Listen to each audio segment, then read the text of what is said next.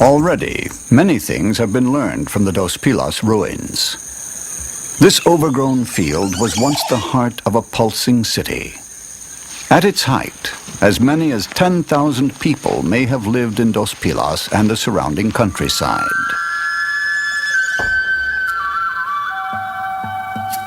Kings and other royalty resided in the great palaces, and the huge central plaza served as a gathering place for elaborate public ceremonies. Here, important events, such as royal births and ascensions to the throne, were celebrated with one of the most sacred of Maya rituals, genital bloodletting. The Maya believed their gods were sustained by the blood of mortals, especially of kings. During the complex ritual, the king bled onto special paper that was then burned. In the rising smoke, the Maya could see their gods and communicate with them.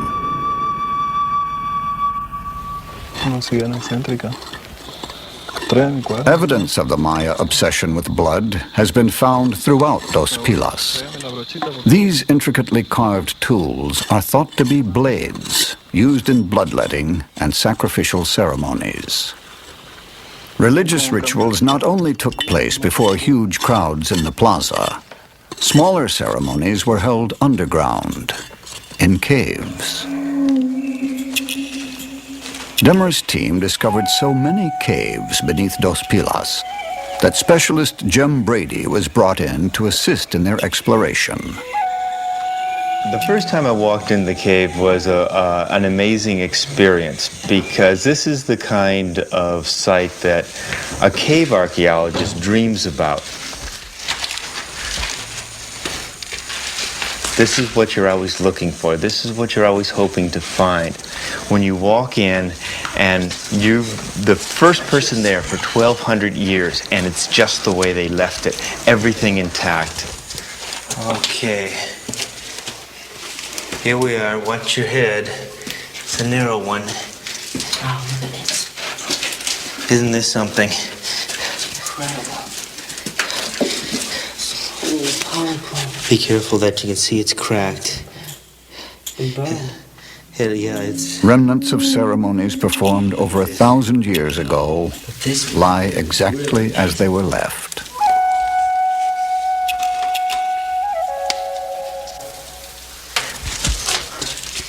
Look at this. I thought you'd like that. It's like a museum. We saved the best for last.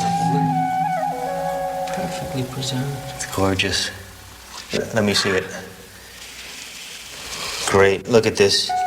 Looks like it's been burned on the inside. It's hard to believe it's been there for 1,200 years. In some cave rituals, freshly made pottery was broken as an homage to gods and dead ancestors. Brady speculates that a small group stood chanting in the darkness. They smashed the pots, one by one, onto the ground. When each vessel broke open, its spirit was released and could pass into the unseen world.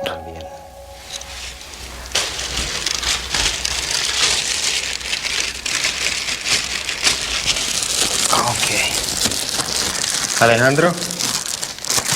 But pottery isn't the only discovery here. Evidence of more sinister rituals is also unearthed.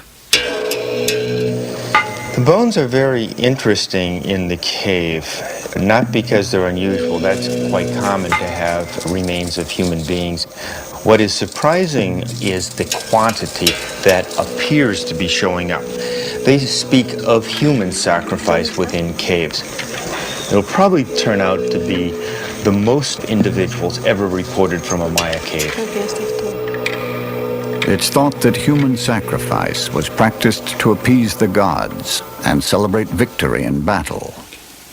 Frequently, the victims were the defeated kings and noblemen of neighboring cities.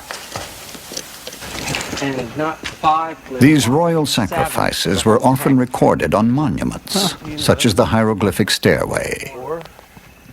Workers have now cleared away enough of the wall to read a new section of writing.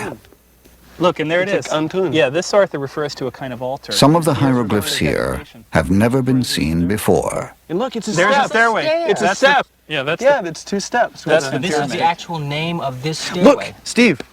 This is the yay glyph Yeah, with Ba. it's a Yebal, it's his stairway. Yeah. And then somehow the ruler of Tikal is involved.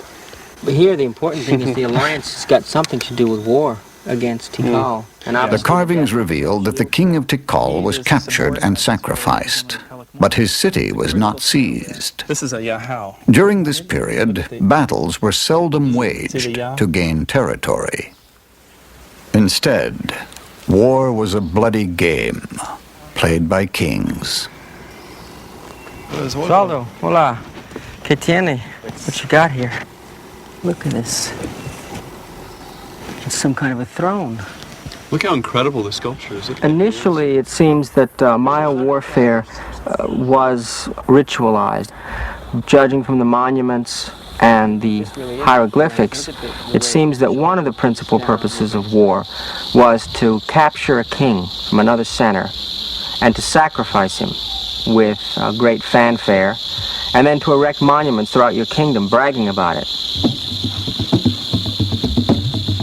Literally, these guys dressed up in silly outfits, archaic costumes with big Paleolithic spears, and went out there and knocked each other around. One of them was captured and brought back and sacrificed.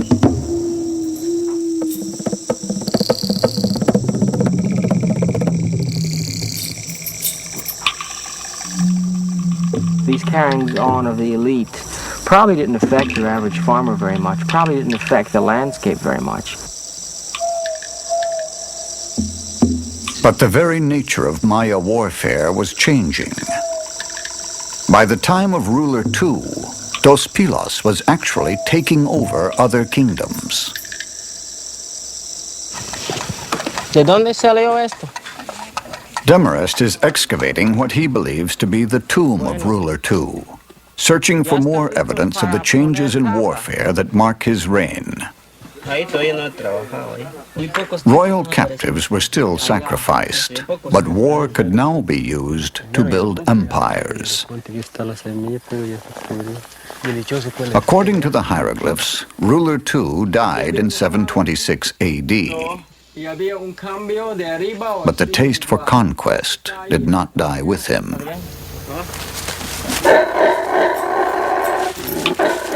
Each Dos Pilos king was more aggressive and expansionistic than the last. This is ruler 3, and you see him in militaristic garb with warrior costume, an enormous jade necklace that must have weighed about 40 pounds. He has skulls hanging from him, a spear and shield. And here in the text, it describes how the king conquered and defeated the king of Sebal. And down below, you see the king of Sebal naked, bound, humiliated, and tortured. They dragged the poor king of Sebal from center to center, and then he was sacrificed.